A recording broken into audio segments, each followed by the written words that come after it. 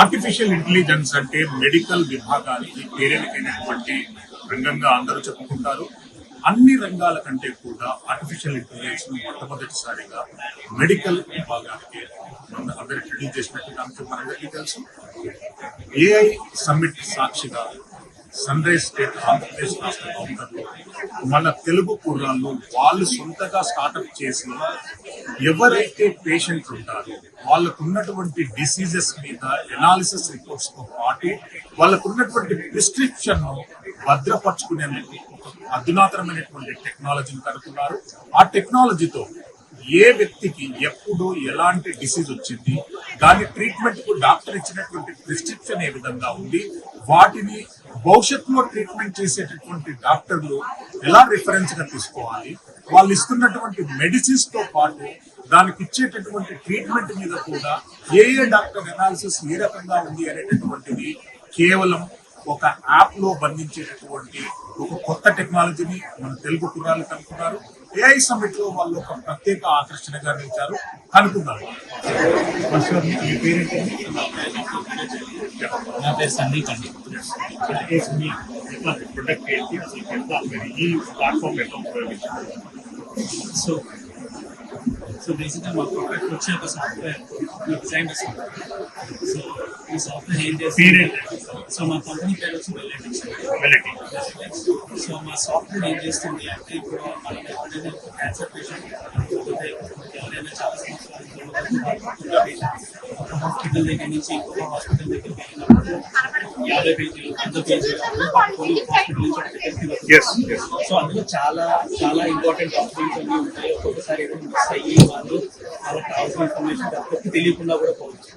So దీని నుంచి ఇలా ఇబ్బంది పడకుండా ఉండడానికి మా సాఫ్ట్వేర్ ఏంటంటే, జస్ట్ మీరు ఆ పేపర్లన్నీ జస్ట్ స్కాన్ చేసి జస్ట్ అప్లోడ్ చేసేస్తే మా ఆర్టిఫిషియల్ ఇంటెలిజెన్స్ అది మొత్తం చదివి ఒక సమ్మరీ జనరేట్ చేస్తుంది. సో దట్ డాక్టర్స్ 200 పేజీలు టైం స్పెండ్ చేయకుండా వాళ్ళకు ఒక 2 నిమిషాల్లో ఆ పేషెంట్కి, అంటే ఒక డాక్టర్ ఇచ్చిన ఒపీనియన్ ఇంకో డాక్టర్ డిఫర్ చేస్తారు. మరి డిజిటల్ బేస్డ్ గా ఉన్నటువంటి ఒపీనియన్ ఎట్లా కన్ఫర్మ్ చేస్తారు? సో ప్రతి దగ్గర మేము ఇచ్చే ప్రతి సూచనకి కానీ ప్రతిదానికి అది ఎక్కడి నుంచి వచ్చింది, ఏ హాస్పిటల్ నుంచి వచ్చింది, ఏ రిపోర్ట్ నుంచి వచ్చింది, అవన్నీ ప్రొవైడ్ చేస్తాం. సో దట్ డాక్టర్స్ ఏంటంటే మనం ఏది మిస్ అవుతుందో ఇన్ఫర్మేషన్ ఇస్తున్నామని వాళ్ళకి దానికి ఎట్లా టైం ఇప్పుడు ఒక గవర్నమెంట్ హాస్పిటల్ ఉందండి, అక్కడ పేషెంట్ ఫస్ట్ వెళ్ళినప్పుడు వాళ్ళకి ఎలాంటి ప్రాబ్లమ్స్ ఉన్నాయి ఏంటి అని చెప్తే వాళ్ళు డాక్టర్ దగ్గర పంపిస్తారు. అక్కడి నుంచి స్టార్ట్ అవుతుంది. వాళ్ళు చెప్పే ప్రాబ్లమ్స్ బట్టి వాళ్ళు ఏఐ చెప్తారు. ఆ తర్వాత వాళ్ళు ఏదైతే డాక్యుమెంట్స్ పట్టుకొని వస్తారో అవన్నీ స్కాన్ చేసి అవన్నీ డాక్టర్కి సమ్మరైజ్ చేసి చూపిస్తారు. దాన్ని బట్టి డాక్టర్ ఏ ఇంపార్టెంట్ ఇన్ఫర్మేషన్ మిస్ అయ్యింది. ఆ తర్వాత డాక్టర్ పేషెంట్ మాట్లాడుతూ వాళ్ళ కాన్వర్సేషన్ తీసుకోవడం ఎనీ లాంగ్వేజ్, తెలుగు అవ్వచ్చు, హిందీ అవ్వచ్చు, తెలుగు అవ్వచ్చు, అది అట్ ది ఎండ్ దాన్ని డిజిటల్ ప్రెజెంటేషన్ ఇస్తాం. అది సెకండ్ పార్ట్. మూడవది ఎప్పుడైతే ఇన్పేషెంట్స్ డిశ్చార్జ్ అవ్వడానికి డిశ్చార్జ్ సమరీస్ అవి అలా కాకుండా మనం పేపర్ తీసుకోవాలి, స్కాన్ చేసి డిశ్చార్జ్ సమరీస్. సో అక్కడ నుంచి స్టార్ట్ చేసి రన్ చేసి చాలా టైమ్స్ అది కాకుండా పేషెంట్స్ తాలూకా డాక్యుమెంట్స్ అన్ని ఒకేసారి డిజిటైజ్ అయిపోతాయి. సో ఇయర్స్ టు వాళ్ళు ఏ హాస్పిటల్స్ ఈ డాక్యుమెంట్స్ మాత్రం చాలా సేఫ్గా ఉంటాయి. టార్గెటెడ్ పేషెంట్స్ కార్పొరేట్ హాస్పిటల్స్ లేకపోతే ఇన్ జనరల్ ఇది మనం ఇప్పుడు ఆల్రెడీ గవర్నమెంట్ లో కూడా పైలట్స్ చేస్తాం. పెద్ద మొత్తాన్ని మనం పబ్లిక్ కూడా చేయవచ్చు. అది కాకుండా కొన్ని ప్రైవేట్ హాస్పిటల్స్ లో ఆల్రెడీ మనము కమర్షియల్ తో పనిచేస్తున్నాం. సో 2 సైడ్స్ లో పనిచేస్తాం. గవర్నమెంట్ సైడ్ నుంచి మనం ఏఐ సర్టిఫికేట్ కూడా వచ్చింది, ఎన్సిజి నేషనల్ క్యాన్సర్ గ్రిడ్ అనే ప్రోగ్రామ్. ఇందులో ఒక 307 క్యాన్సర్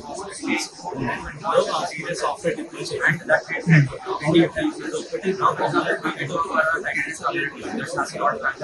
జెనెటిక్స్ అడ్వాన్స్ డేటా కూడా ఇంటర్నెట్ సేమ్ మా అల్గోరిథమ్స్ అనలైజ్ చేసి వీళ్ళకి ఏ ట్రీట్మెంట్ వచ్చింది, నెక్స్ట్ ఎలా ప్లాన్ చేయొచ్చు, నెక్స్ట్ ఏ సర్జరీస్ ప్లాన్ చేయొచ్చు, అవన్నీ కూడా ఇదే సాఫ్ట్వేర్ ద్వారా అందిస్తాం.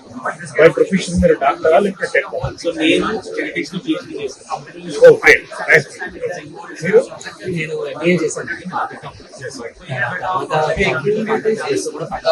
అంటే హెల్త్ రిలేటెడ్ ఏదైనా ప్రొటెక్షన్ మార్కెట్లోకి రావాలనుకుంటే ఇండియన్ మెడికల్ కౌన్సిల్ పాటు సుమారు ఒక 30 డిఫరెంట్ డిపార్ట్మెంట్స్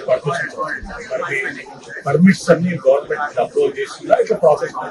సో మేము వచ్చి మెయిన్ వచ్చి డేటా ప్రైవసీ, డేటా సెక్యూరిటీ, అది మోస్ట్ ఇంపార్టెంట్ పర్మిషన్.